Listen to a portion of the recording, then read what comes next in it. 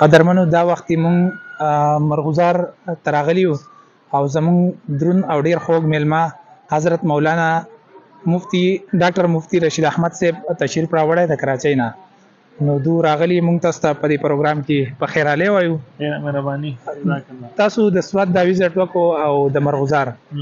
دې حق له تاسو مونږ ته څه وایي، تاسو څه ولیدل، څه یې وکتل، دې حق له مونږ سره لږې خبرې وکړئ. بسم الله الرحمن الرحیم. ټول نو مخکې خو تاسو ډیره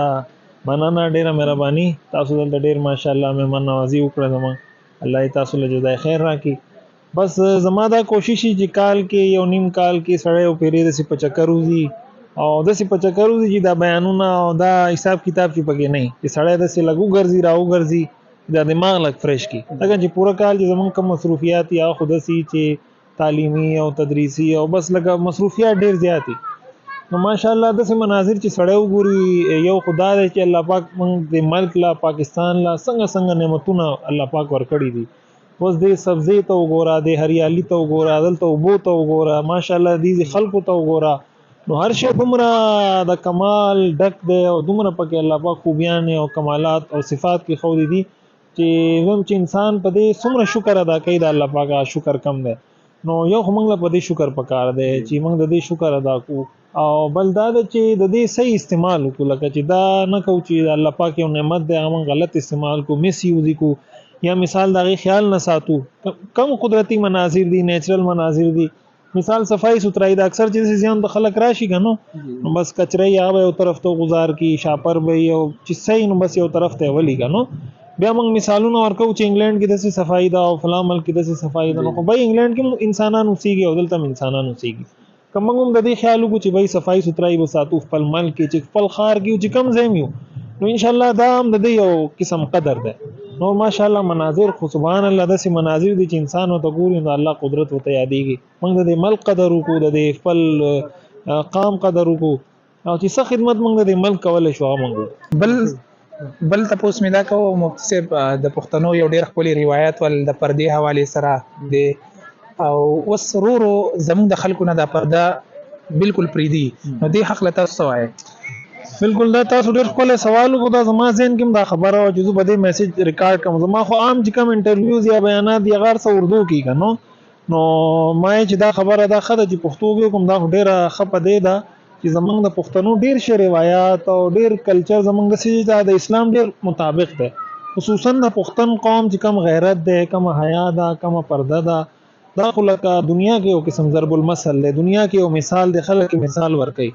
خو زه چې دلته رالم تیر کالم راغلم نو ما ته بعض اوقات داسې محسوسېږي مارکیټونو ته چې لاړ شو یا داسې پکنیک چې کم پوینټس دي هغلته لاړ شو ورو دا پرده زما په خیال کمیږي. نو دې دوه ایکسټریم دي، لکه دوه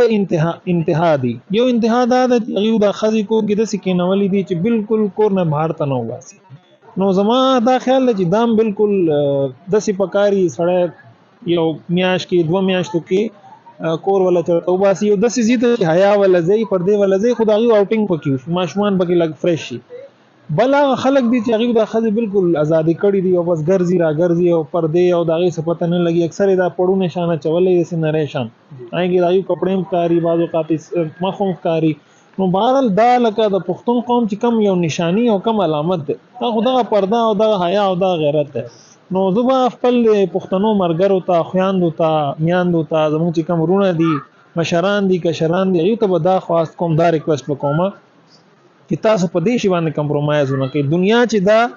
دنیا دا هر څه وکړو، هر قسم فحاشي اوریانی بیايي هر څه وکړو، واپس دین ته را روان دي. لکه انګريزان خپل د تهذیب نه خپل د ثقافت نه تنګ دي په حیاي د ثقافت نه. حالت چې دا ګرل فرند بوای فرند کلچر عام شوی دی او نکاح دا کلچر ختم شوی دی. نو حالت ټول رشتې ختم شوی. حالت نه ترشته نه ماماشته نه جناب ترورشته هیڅ نشته، نه سړی پلار پیژني نه مور پیژني. دا زمونږ ثقافت دی. نو خدای دې نه که موږ دې طرف ترورو قدم کې خودو دا به زمونږ د پاره یو قسم لکه یو صدقه جاریه یو ګناه جاریه دا به زمونږ د پاره ګناه جاریه جوړ شي. خدای دې نه که موږ په دې لارې روان شو بیا د نور نسلونه په دې روان شي. نو کم از کم زمونږ چې دا جنریشن دی، کم چې اول جنریشن دی، دویم جنریشن دی، دیوله دا پکار ده چې موږ د خپل د ثقافت د حفاظت وکړو چې دا موږ خپل نوې جنریشن د داسې شیفت کو داسې منتقل کو چې دا غیرت دا حیا او دې کې څنګه چې ما دا خبرو کړ چې دې کې ابل ایکسټریم چې دی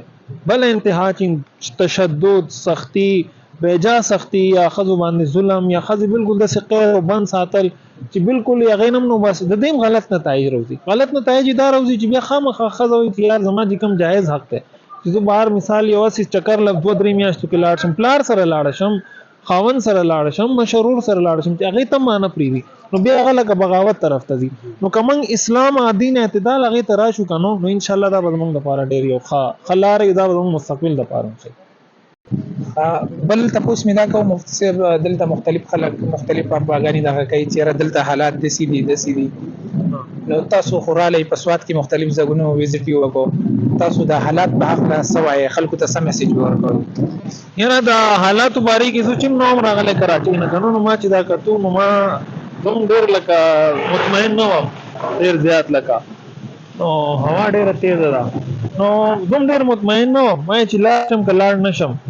بیا خبرونو کې بعض اوقات دسي چې وړو کې شینه دومره غټ یو لوی هغه ته جوړ کی سړی وای دیږي چې یار نو ماشاءالله زور عالم الحمدلله ټول خلک ځان له ګرځي لګیا دي پکنیک کوي او خپل هوټلین کولای دي هر څه ماشاءالله ډېر خپل آباد ده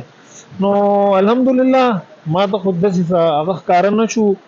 نو بهرحال لکه حالات یې دي کې خرابي او غرونو کې یا چرترسته یا خاص علاقو کې هغه باری کې دوسه نشم ویل څنګه چې هغه ته موږ خپل تلی نه نو موږ غزيان خپل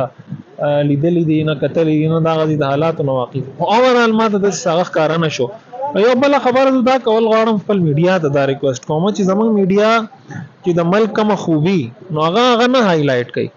خو چې یو خامی او د یو نقص خبره نو هغه مثال چې اردو کې وایي رای کا پہاڑ بنانا خبره به دومره یعنی به لو یو غر جوړ کی دنیا کې دا کیږي چې کم ملک کې مسلې مسائل هغه پټي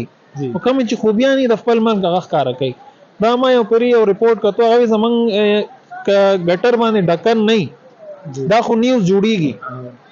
خو ګټر باندې ډکن نه دا نیوز نه جوړیږي لکه موږ پوزټیویټي طرف ته نه راځو زمنګ ذهن دومره نیگیټیو ده چې موږ د خپل ملک د خپل قوم د خپل خلکو د خپل شهر خامیان بیانو پای خوشحالي کو دي دیکھو یہاں یہ بھی خراب ہے یہ بھی خراب ہے یہ بھی فساد ہو گیا حالات بھی خراب ہیں پورا دنیا ته لګزان خار کو چې یار موږ دومره غلط او دومره خراب قوم یو نو به موږ له پکار دا ایز ا میډیا چې به موږ هغه خبره هایلایټ کو چې کوم نه زمونږ د قوم او د ملک ښه ایمیج دي خامیانو نه موږ انکار نه کوو هغه د پاره موږ یو پوزټیو وی کې دا کارو کو چې هغه د پاره موږ ښه کوشش وکړو چې هغه مثبت طریقې سره بهتر طریقې سره هغه ریفارم راولو اصلاحات راولو نو کدا اټیټیوډ موږ اډاپټ کو نو ماته امید ده چې ان شاء الله موږ په خلاره روان شو مفتی صاحب تاسو موږ ډیره شکریا ادا کوو چې په دې دونه کم وخت کې تاسو موږ له ټایم راکو او د سواد حواله سره یو لګي خبري را سره وکړي تاسو ډیره مننه ډیره مهرباني شکریا ډیره مهرباني الله